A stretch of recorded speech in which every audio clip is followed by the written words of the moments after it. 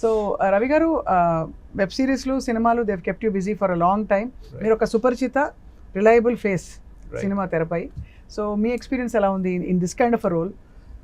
నాకంటే డెఫినెట్లీ ఎప్పుడు రెగ్యులర్గా చేసే ఆ సాఫ్ట్ రోల్స్ నుంచి లేకపోతే ఆ పోలీస్ రోల్స్ నుంచి నాకు చిన్నప్పటి నుంచి ఒక ఫ్యామిలీ, ఆ ఫ్యామిలీని టేక్ కేర్ చేసే ఒక క్యారెక్టర్స్ ఉంటాయి చూసారా, అటు వెంకటేష్ గారు చేసినవి కానీ లేకపోతే రాజశేఖర్ గారు చేసినవి కానీ, ఇలాంటి క్యారెక్టర్స్కి నేను బాగా కనెక్ట్ అయ్యేవాడిని.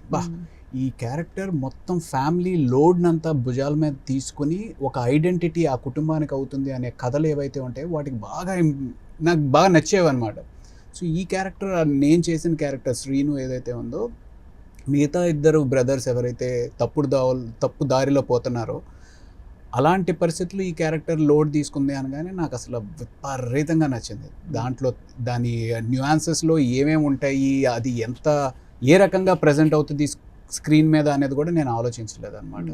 సో దానికోసం ప్లస్ తెలంగాణ, ఇక్కడ మన హైదరాబాద్లో ఇన్ని సంవత్సరాలు ఉండగా కొంత వింటూ ఏదో అలా మాట్లాడతాం, కానీ ఇది డెప్త్ ఒక ఇంటీరియర్స్ ఆఫ్ తెలంగాణలో ఉండే డయాలెక్ట్ కదా. సో దానికోసం చేస్తున్నప్పుడు ఏమో తప్పు, నేను యాక్చువల్లీ మన రుద్రమదేవి బన్నీ గారు అల్లు అర్జున్ చేసినప్పుడు గోనగన్నారెడ్డి, అందులో నేను ఆయన బ్రదర్ క్యారెక్టర్ విఠల్ రెడ్డి ఒకే ఒక సీన్ ఉంటుంది.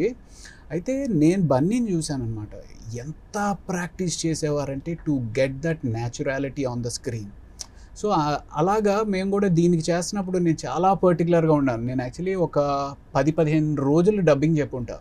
తను ఒకేసారి ఇది బాగానే ఉంది సార్ అని చెప్పి డైరెక్టర్ అన్నప్పటికీ లేదు, నాకు ముందు ఎవరో ఒకళ్ళని తీసుకురా, తెలంగాణ భాష మీద పట్టున్న వాళ్ళని తీసుకురా, నేను మళ్ళీ చెప్తాను.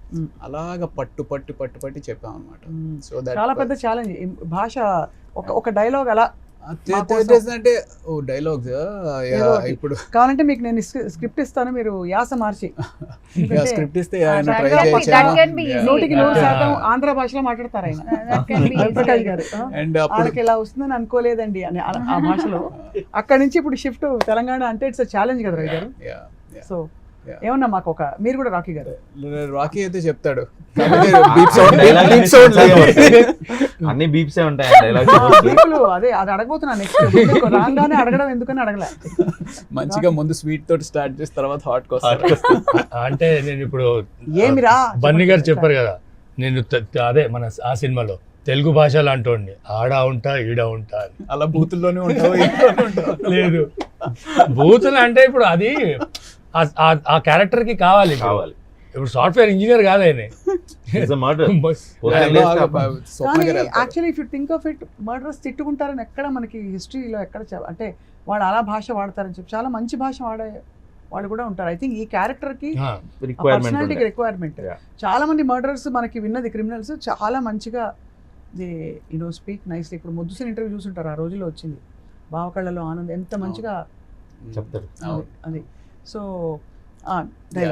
డైలాగ్ యాక్చువల్లీ నేను ఏదైనా ఒకటి ఎనీథింగ్ ప్రాబబ్లీ వాడు చేసేది వాడు చేస్తాడు, నేను చేసేది నేను చేస్తా, అది ట్రైలర్లో వచ్చింది కదా. అంత చిన్నది అంటే మరి నేను ప్రస్తుతానికైతే మీరు సడన్గా ఇలాగా ఇంటర్వ్యూలో డైలాగ్స్ చెప్పమనేటప్పటికి ఐఎమ్ నాట్ సో ప్రిపేర్డ్.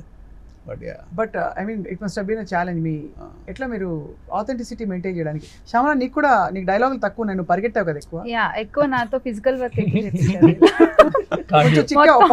మొత్తం పావు కిలో కాదు అసలు. ఆ టైంలో ఆల్మోస్ట్ మొత్తం నైట్ షూటింగ్స్, ఉత్తిగా కూడా కాదు, మామూలుగానే రన్నింగ్ సీన్స్ చేయడం కష్టం.